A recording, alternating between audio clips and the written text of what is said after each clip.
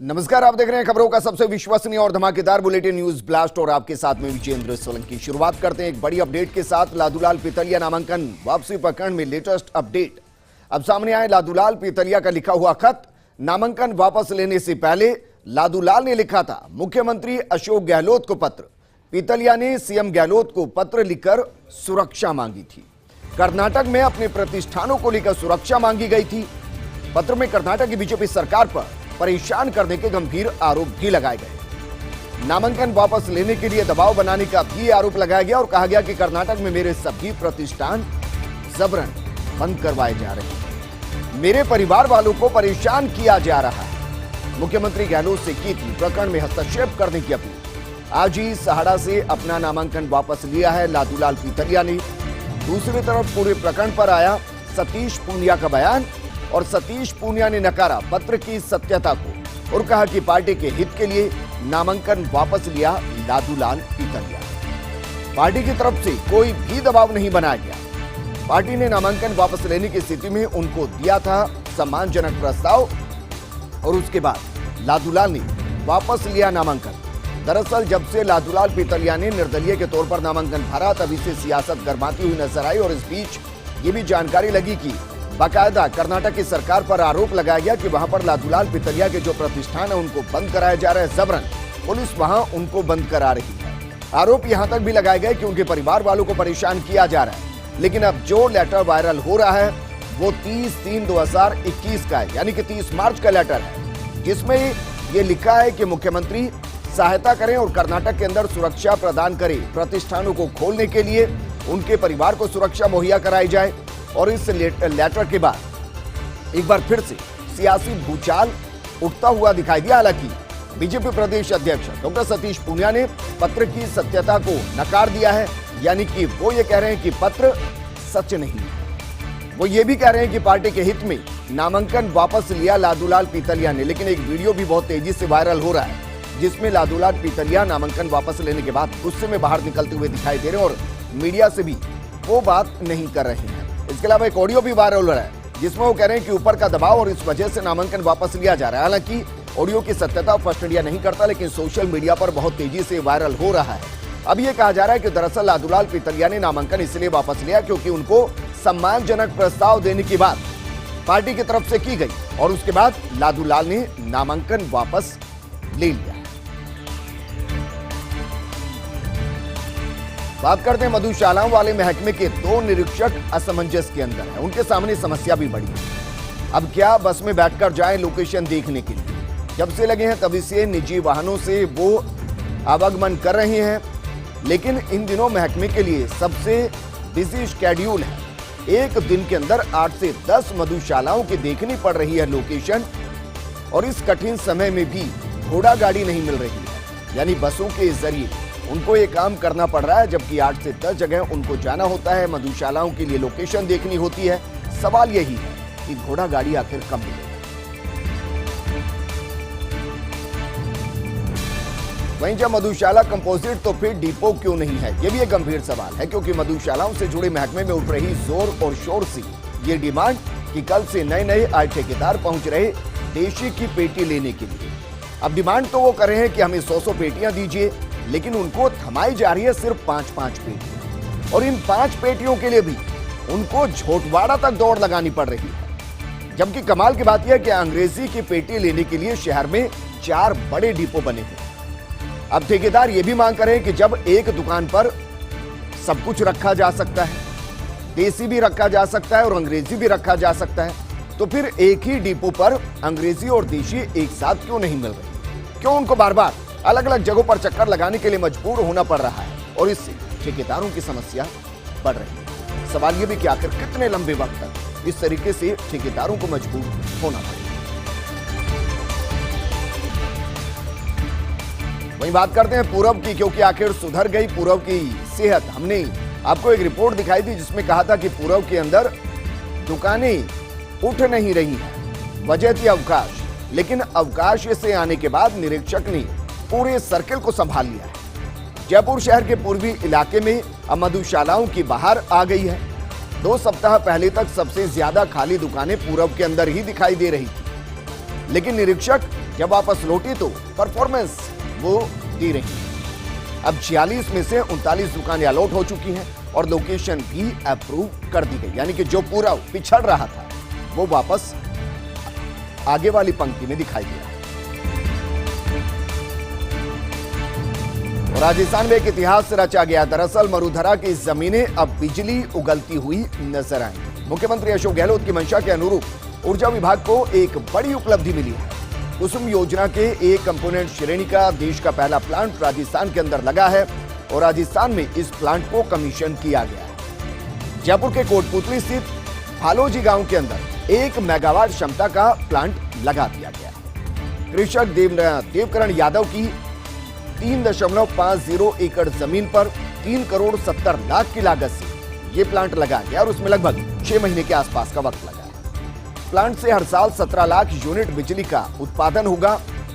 और देखिए इस परिवार को कितनी इनकम होगी इसको भी जरा समझिए, क्योंकि जयपुर डिस्कॉम 3.14 रुपए प्रति यूनिट की दर से 25 साल तक ये बिजली खरीदेगा, यानी कि जो बिजली पैदा होगी उसके लिए खरीदार ढूंढने की जरूरत नहीं है। जयपुर डिस्कॉम ने करार किया है और वो भी 1-2 साल के लिए नहीं बल्कि 25 सालों के। कुसुम योजना के एक कंपोनेंट में 0.5 से 2 मेगावाट क्षमता के सोलर प्लांट लगाए जा सकते हैं। ऊर्जा मंत्री डॉक्टर बी डी कल्ला, राजस्थान अक्षय ऊर्जा निगम के सीएमडी सुबोध अग्रवाल, मुख्य ऊर्जा सचिव दिनेश कुमार के प्रयासों से राजस्थान को यह गौरव प्राप्त हुआ।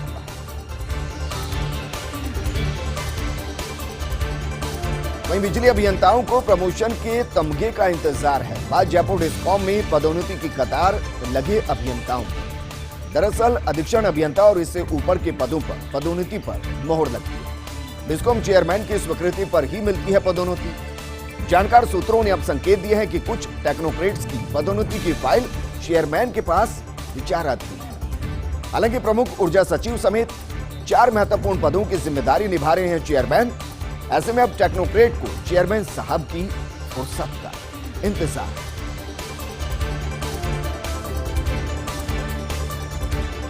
और बात करते हैं जंगलात महकमे की जंगली लड़ाई। सीनियरिटी को लेकर जंगली लड़ाई के चलते अटके प्रमोशन, आरएफएस से आईएफएस में प्रमोशन अटके हुए। काफी समय से पेंडिंग प्रमोशंस पहले किए गए थे क्लियर। अदालती पचड़े दूर होने पर अब ये क्लियर किए गए थे। अब वापस अदालत पचड़े होने से रुकी हुई है प्रमोशन की प्रक्रिया। शायद 2021 में ये लड़ाई खत्म हो तो फिर कोई रास्ता निकल पाए प्रमोशन।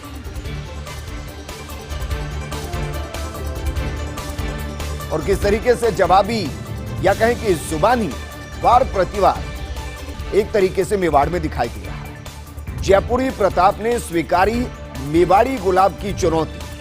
क्या वाकई भाई साहब इस बार कांग्रेसियों से बहस करेंगे? ये एक मूल और गंभीर सवाल है, क्योंकि हर बार की तरह सिर्फ बहस की चुनौती देने तक सीमित रहते हैं। इस बार क्या चुनौती को स्वीकार कर दिया जाएगा? दरअसल 2 दिन पहले राजसमंद में भाई साहब ने खुली चुनौती दी थी, तो आज उदयपुर पहुंचे जयपुरी प्रताप ने इस चुनौती को स्वीकार कर दिया। काबीना मंत्री प्रताप सिंह ने भाई साहब को उन्हीं के अंदाज में मेवाड़ में जाकर ललकारा और कहा कि तराजू में दोनों पार्टियों के कामों को तोलने के लिए वो पूरे तरीके से तैयार है। तंज भी कसा और कहा कि कपड़ों से बाहर आकर बात करना बंद करे भाई साहब। अब जनता जनार्दन भी कहने लगी कि भाई साहब एक बार तो हो ही जाए, 2 हाथ। बात यहां पर हो रही है गुलाबचंद कटारिया की। वो अक्सर कहते हैं कि विकास के कामों को लेकर दोनों पार्टियों के बीच में खुली डिबेट हो और वो इसको करने के लिए तैयार है। अब मेवाड़ के अंदर जाकर प्रताप सिंह खाचरियावास ने उनको खुली चुनौती दे दी है कि वो डिबेट के लिए तैयार हैं और तराजू पर 2 हाथ कर लिए जाएं कि किसने कितना विकास किया है। सवाल यह है कि क्या वाकई में इस तरीके की ओपन डिबेट राजस्थान में 2 पार्टियों के दिग्गज नेताओं के बीच में क्या हो पाएगी? आपको याद होगा कि जगह जगह डस्टबिन लगाए गए ताकि सड़कों पर कचरा ना फैले, लेकिन लेक सिटी की एक तस्वीर हम आपको दिखाते हैं। दरअसल डस्टबिन फ्री मुहिम के चक्कर में फिर से डर्टी सिटी हो रही है लेक सिटी। नित नए एक्सपेरिमेंट की वजह से शहर की हालत खस्ता होती जा रही है। शहर की सड़कों से डस्टबिन को हटा दिया गया तो जाहिर है कचरा सड़कों पर आकर बिखर गया, गंदगी फैल गई। शहरी सरकार के नुमाइंदे बिना प्लानिंग के ही कुछ भी शुरू कर देते हैं। शायद कोरी वाहवाही लूटने का ही मकसद अब रह गया है, काम करने का नहीं। अब बताओ क्या फायदा शहरी सरकार के मुखिया के अनुभवी होने का कि ऐसा फैसला ले लिया गया जिसमें डस्टबिन हटा दिए गए और सड़कों पर ही कचरा पड़ा हुआ। फिलहाल तक इस अनुभव का नहीं दिखा कोई बड़ा जलवा, जिसकी दुहाई देते नहीं थक रहे थे भाई साहब। राजस्थान में 3 सीटों पर उपचुनाव हो रहा है, लेकिन चौथी सीट जिस पर अभी तक घोषणा नहीं की गई, लेकिन चकल्लस वहां पर लगातार बरकरार। हम बात करें वल्लभनगर उपचुनाव की, यहां पहले से ही चकल्लस शुरू हो चुकी है। भले ही उपचुनाव की तिथि अभी तक घोषित ना हो पाई हो, लेकिन माहौल बिल्कुल है चुनावों के माफिक। सत्ताधारी दल के नुमाइंदे बारीकी से वोट बैंक को साधने की कोशिश कर रहे हैं। हरसंभव विकास की तलाशी जा रही है संभावनाएं, ताकि चुनाव तिथि की घोषणा से पहले यहां एक तरीके से माहौल बनाया जा सके। आज सत्ताधारी दल ने घुमंतू जातियों के वोट बैंक को साधने की कवायद की है, यानी कि 3 सीटों पर तो कवायद चल ही रही है, जिन पर 17 अप्रैल को मतदान होगा। लेकिन जहां अभी तक घोषणा नहीं हुई, उस सीट को लेकर भी अभी से कयास शुरू हो चुके हैं, वो काम करने शुरू हो चुके हैं, वो माहौल बनना शुरू हो चुका है, जिसके जरिए जैसे ही घोषणा हो वहां पर पूरे चुनावी मोड में उतरा जा सके। वहीं उदयपुर के कांग्रेसी पार्षदों की गजब गुटबाजी देखने को मिल रही है। निगम के नेता प्रतिपक्ष की घोषणा को लेकर पहले ही धड़ों के अंदर बटे हुए नजर आए, अब पिचोला झील में क्रूज संचालन पर भी बटे हुए हैं। कांग्रेस के एक पार्षद ने क्रूज संचालन का खुलकर विरोध किया, कहा गया कि परमिशन नहीं थी और बिना परमिशन के क्रूज को लेक में उतार दिया गया। तो अन्य कांग्रेसी पार्षद पहुंचे मंत्री जी के दरबार में और एक खास व्यक्ति के साथ मंत्री जी से मुलाकात की गई। इस गुट के कांग्रेसी पार्षदों ने क्रूज संचालन की वकालत की और वकालत करते हुए क्या कहा, ये भी सुनिए। उन्होंने कहा कि झील में क्रूज संचालन से पर्यटन को बढ़ावा होगा, पर्यटन को फायदा होगा, ज्यादा सैलानी आएंगे, आकर्षित होंगे, लेक सिटी को फायदा होगा। बहरहाल पर्यटन को फायदा हो गया, जलीय जीवों को नुकसान, इस मसले पर फिलहाल है पूरे शहर में दो राय। लेकिन इन सबके बीच कहीं कोई अपना फायदा तो नहीं तलाश रहा, इस सवाल का जवाब भी जनता के जहन में घूम रहा है।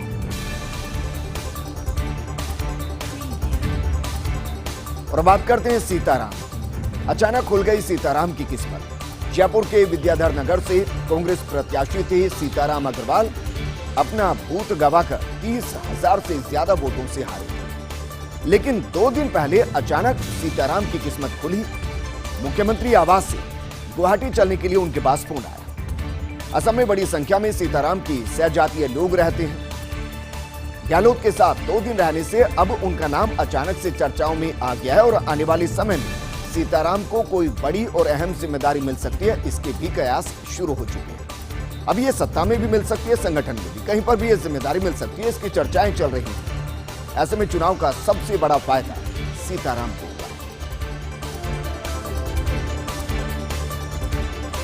जलदाय विभाग में आनंद में इंजीनियर, दरअसल अधीक्षण अभियंता आनंद मीणा की चर्चे आम हो चली है। विधायक और कलेक्टर पर भारी पड़ रही आनंद। बगरू विधायक गंगा देवी ने आनंद मीणा की शिकायत की, सरकार को राजस्व का नुकसान पहुंचाने का सीधा आरोप लगा दिया। इस दौरान कहा गया कि एससी ने मनमर्जी से लगा दिया 1 करोड़ 75 लाख का टेंडर, जबकि ये काम 1 करोड़ रुपए का भी नहीं है। दरअसल एक फर्म पर विशेष मेहरबानी है अफसरों की।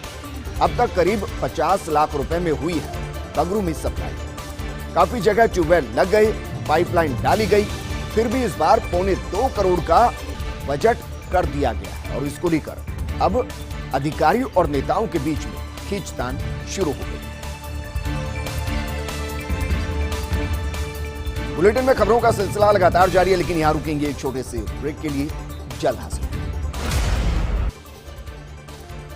ब्रेक के बाद आपका स्वागत और बात करते हैं कांग्रेस और बीजेपी को भीतरघात की खबर। दरअसल 3 विधानसभा उपचुनाव का मामला और 3 अप्रैल को नाम वापसी के बाद तस्वीर पूरे तरीके से साफ हो गई। कांग्रेस 2 सीटों पर सहानुभूति लहर के सहारे है, वहीं बीजेपी सोशल इंजीनियरिंग करने में जुटी हुई है। राजसमंद में दोनों ही दलों के पास नए चेहरे हैं, दोनों ही डोर टू डोर संपर्क पर जोर दे रहे हैं, लेकिन अपनों को मनाने की चुनौती बड़ी है। कुछ नाराज नेता ऊपरी तौर पर दिख रहे हैं साथ, लेकिन कहीं भीतरघात करके ना बिगाड़ते पूरे खेल को। दोनों पार्टियों के अंदर ये डर बना हुआ है।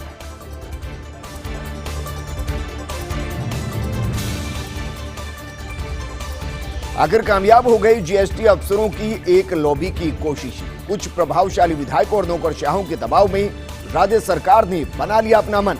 कोरोना काल के बावजूद जीएसटी रेवेन्यू कलेक्शन में उत्कृष्ट परफॉर्मेंस दिखाने वाले चीफ कमिश्नर का तबादला करने का मन बना लिया है। राज्य सरकार आज या कल में उनका तबादला करने जा रही है, क्योंकि 3 महीने पहले ही कमिश्नर ने एंटी इवेजन शाखा में सालों से जमे अफसरों को हटाकर ले लिया था इस लॉबी से पंगा।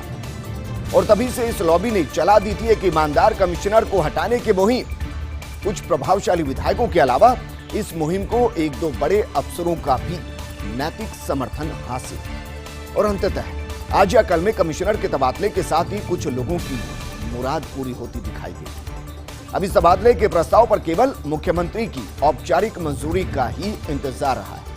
और कमिश्नर के हटने के बाद 3 महीने पहले ही एंटी इवेजन से हटाए गए अफसरों को वापस वहीं लगाने की प्रक्रिया भी शुरू हो गई। अब इस सारे माहौल में उठता है एक गंभीर सवाल, अपनी गुड गवर्नेंस के एजेंडे को लागू करने के लिए आखिर क्या क्या करें अकेले गहलोत, और अपने किस किस भरोसेमंद पर निगाह रखें गहलोत, ये भी सवाल है। सचमुच आज रसूखदार और भ्रष्ट शक्तियों की भीड़ में अकेले खड़े हैं गहलोत। राज्य में मौजूद भ्रष्ट राजनेताओं और अफसरों के गठजोड़ को लेकर कई बार अपनी पीड़ा तक व्यक्त कर चुके हैं। एक पत्रकार और एक पत्रिका के प्रधान संपादक गुलाब कोठारी भी, लेकिन शायद सिस्टम के सामने हर कोई मजबूर और लाचार नजर आता है। और किसी भी सरकार में सिस्टम से लड़ना होता है बेहद मुश्किल। आज सभी लोगों को स्वीकार कर लेना चाहिए ये कड़वा सच की निपटना बेहद मुश्किल, लेकिन फिर भी मुख्यमंत्री गहलोत भ्रष्टाचार पर जीरो टॉलरेंस की नीति के साथ आगे बढ़ रहे हैं। वहीं कोरोना में कंसेशन की रेल बनी। रेलवे की नॉन स्टॉप कमाई एक्सप्रेस टिकटों पर 303 में से 188 तरह की रियायतें बंद कर दी गई। फिलहाल 115 तरह की रियायतें दी जा रही हैं। यहां तक कि सीनियर सिटीजन को टिकट में दी जा रही रियायतें भी छीन ली गई। लेकिन पूर्व सांसद और विधायक अब भी मुफ्त में यात्रा कर रहे हैं।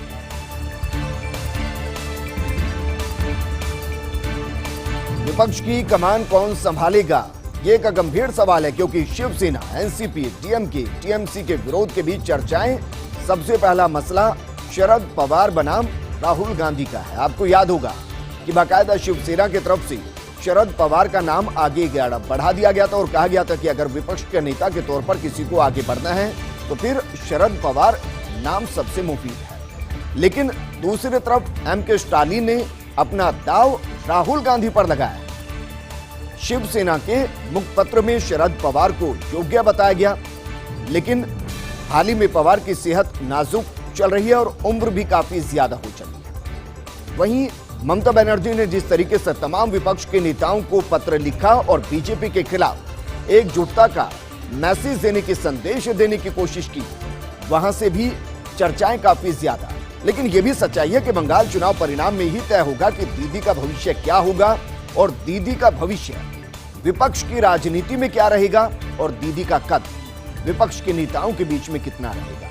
पश्चिम बंगाल का परिणाम काफी कुछ बयां कर देगा कि बीजेपी के खिलाफ विपक्ष कितना एकजुट हो पाता है, क्योंकि ये सिर्फ पश्चिम बंगाल का चुनाव नहीं, यहां से जो आगे की तस्वीर सामने आएगी वो पंजाब के अंदर भी दिखाई देगी और यूपी के इलेक्शन के अंदर भी नजर आएगी। लेकिन फिलहाल तो सवाल यह है कि कौन नेता हो, विपक्ष की कमान किसके हाथों में हो, और इसके लिए 2 नाम हैं, शरद पवार और राहुल गांधी। इसमें शिवसेना, एनसीपी, डीएमके और टीएमसी, इनके बीच में चर्चाएं चल रही हैं। शिवसेना क्योंकि गठबंधन के साथ महाराष्ट्र में सरकार चला रही है, उन्होंने शरद पवार के नाम को आगे बढ़ाया, इससे पहले भी बढ़ाया। दूसरी तरफ एमके स्टालिन ने अपना दाव राहुल गांधी के नाम पर खेला है। यहां तक कि शिवसेना के मुखपत्र में भी शरद पवार को योग्य बताया गया, लेकिन उनकी सेहत नाजुक, उम्र काफी ज्यादा हो चली। ममता बनर्जी भी एक चेहरा हो सकती है, लेकिन पश्चिम बंगाल का परिणाम जो आएगा वो दीदी की विपक्ष के में नेताओं के बीच में पोजीशन को सेट करेगा। सवाल केजरीवाल को विकल्प बनाने का भी है।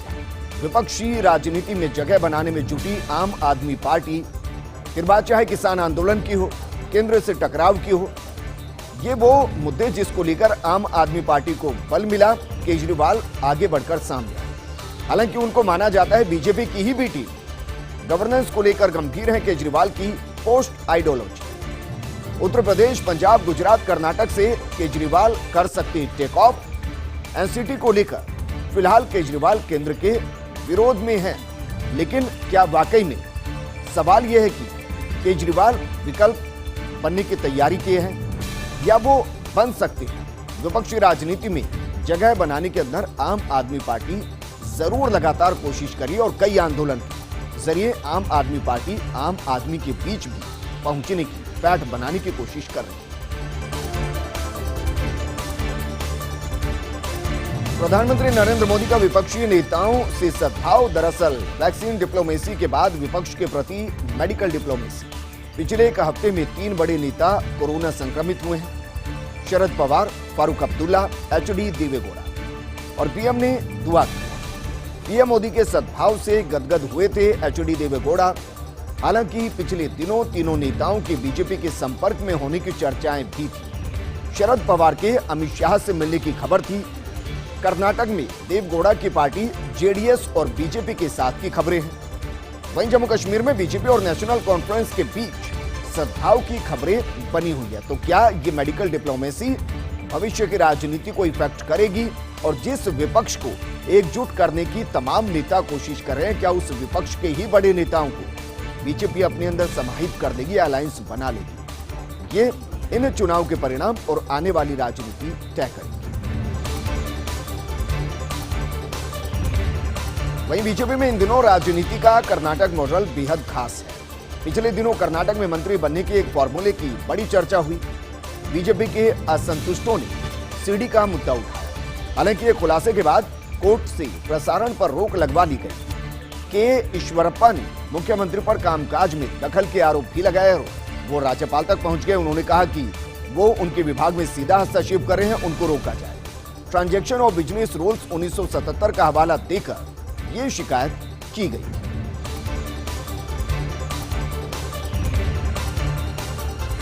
वहीं बेटी बचाओ बेटी पढ़ाओ की 6 साल की हकीकत, वर्ल्ड इकोनॉमिक फोरम की इस रिपोर्ट में बड़ा खुलासा हुआ है जो इस साल की है। लैंगिक समानता की अपनी रिपोर्ट में भारत की रैंकिंग में भारी गिरावट आई है। भारत की रैंकिंग में एक साल में 1, 2 या 3 पॉइंट का नहीं बल्कि 20 स्थान का गिरावट महसूस की गई है। 156 देशों की सूची में भारत, जरा सोचिए, 140वें स्थान पर आकर खड़ा हुआ है। उनकी भागीदारी के मामले में भारत दक्षिण एशिया के देशों से भी पिछड़ चुका है, सबसे फिसड्डी है।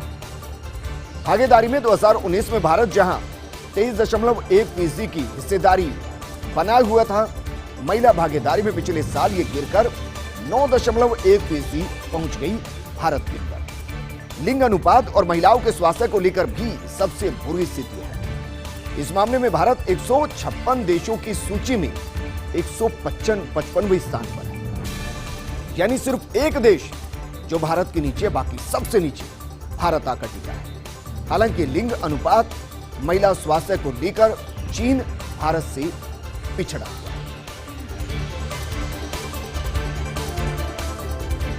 इस बुलेटिन में फिलहाल इतना ही, लेकिन आप बने रहिए फर्स्ट इंडिया न्यूज के साथ, क्योंकि खबरों का सिलसिला लगातार जारी है। नमस्कार।